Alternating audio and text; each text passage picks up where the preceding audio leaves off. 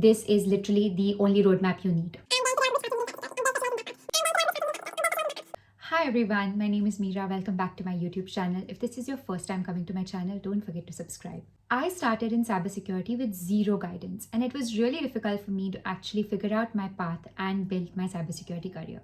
But today I work in cybersecurity in the UK. I try to share my journey and mentor people in cybersecurity so that you are able to break into cybersecurity with the right guidance. A question that I get repeatedly is a cybersecurity roadmap. So today finally I'm making a video on a proper cybersecurity roadmap. Now we all know that there are so many different things in cybersecurity. There's blue team, red team, GRC, lot many other domains. But no matter which of these paths you choose in cybersecurity, there is something that everybody who wants to get into cybersecurity should learn. These are all the basic prerequisites that I think no matter which team in cybersecurity you go into, you should learn. So in today's roadmap, I'm actually going to give clear step-by-step guidance. I'm going to basically share a roadmap that I just wish that someone had told me when I was starting out in cyber.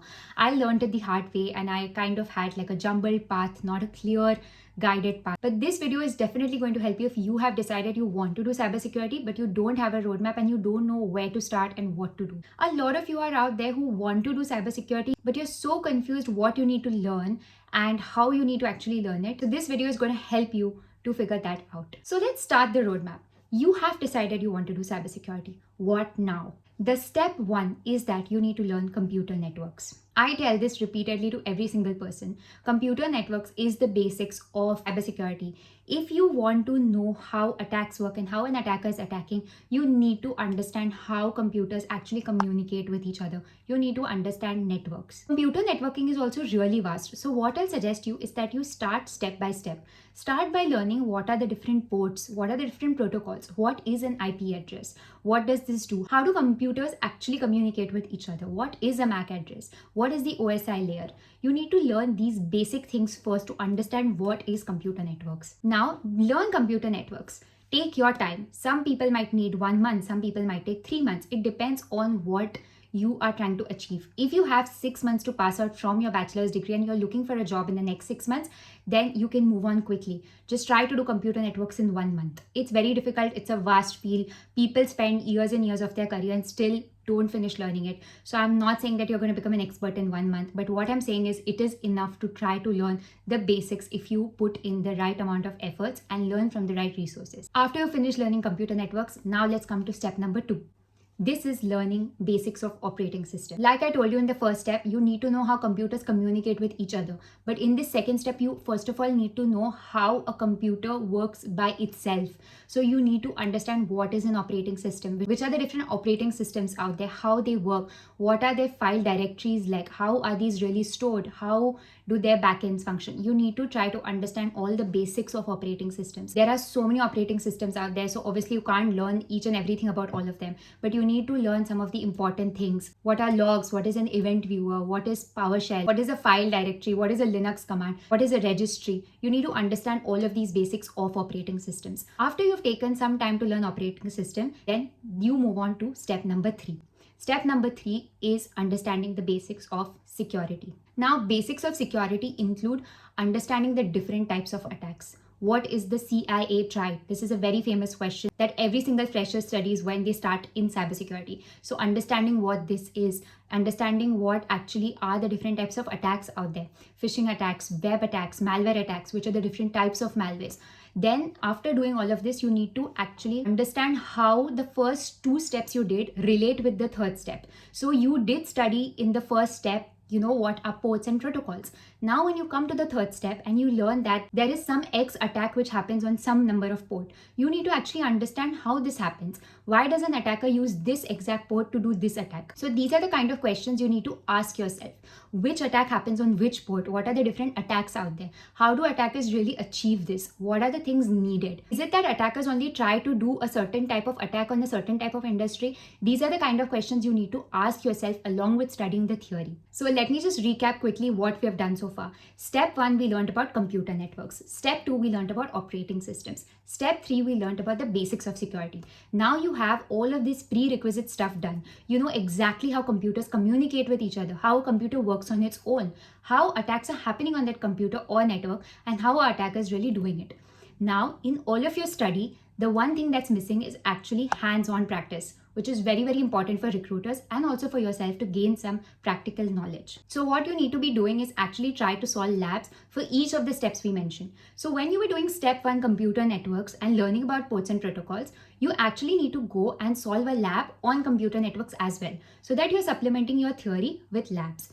Just like we go and we do bachelor's degrees and we always have theory classes and labs, that's the same thing you kind of need to replicate in your self-study as well.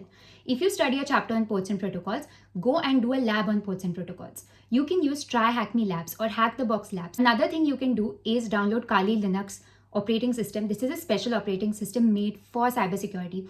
It has all of the different tools in it, offensive and defensive. You can try to set up this operating system on your own, explore the different tools. This will give you a lot of practical knowledge. So far, we have learned all of the 3 steps, the prerequisites. We have also supplemented this with some hands-on practice. Now, after learning all of this, you'll say, okay, what do I do next? Next thing you need to do is actually go and watch a previous video I made on the different paths in cybersecurity. Once you have learned all the prerequisites, every single domain in cybersecurity needs these things we discussed in this video.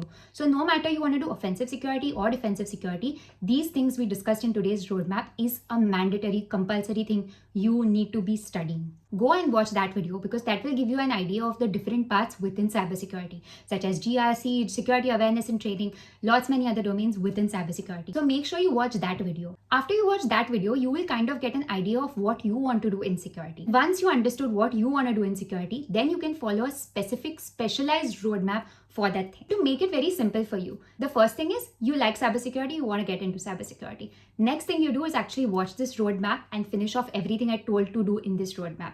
Next thing is you go and you watch my video and try to figure out what in cybersecurity you like. Once you've figured out and shortlisted one of the domains in cybersecurity, then you need to watch a specialized roadmap of that domain. Because just knowing these prerequisites we discussed in today's video is not enough. If you decide you want to be a SOC analyst, other than the things we discussed in today's roadmap, there are some different set of skills you need. If you decide you want to be a pen tester, other than the roadmap we discussed today, there are some additional specialized skills you need to do. So all of those different combinations and variations can't be discussed in one video, which is why I'm going to create roadmaps for separate specialized domains within cybersecurity, such as pen tester route, SOC analyst roadmap, such things. But before we actually make that and get into those specialized fields, you need to finish this roadmap which I discussed today. You can trust what I've told in this video. I really wish I had this step-by-step roadmap of, you should do this first and this first. Things would have been so much more easier for me. You can change the timeline according to how you want. If you want to keep 1 month for networking, it's fine. If you want to keep 3 for security basics, that's fine. Just try to figure out where you are in your path. If you're just at the end of your first or second year of bachelor's, you still have some time, so you can take extra time to study this roadmap and do everything in depth. But if you're someone who's literally going to pass out in 3 months and you want a job or an internship, try to speed up with this roadmap. So I can't give one perfect roadmap for every single person. You need to decide your own timeline based on where you are in your life, what is your current situation, what you're trying to achieve. But no matter what timeline you decide, if you do all the things I mentioned in this step by step, all the 3 steps I mentioned, supplemented with hands-on practice, and then figure out which path you need in cybersecurity and then specialize in that path. This is literally the only roadmap you need. I hope you found this video helpful. Do not forget to subscribe to my channel because I'm going to make many informational videos. I'm also going to make the individual roadmaps like I mentioned in this video. Thank you so much for watching. Comment down and let me know if you found this roadmap to be helpful, and see you next time.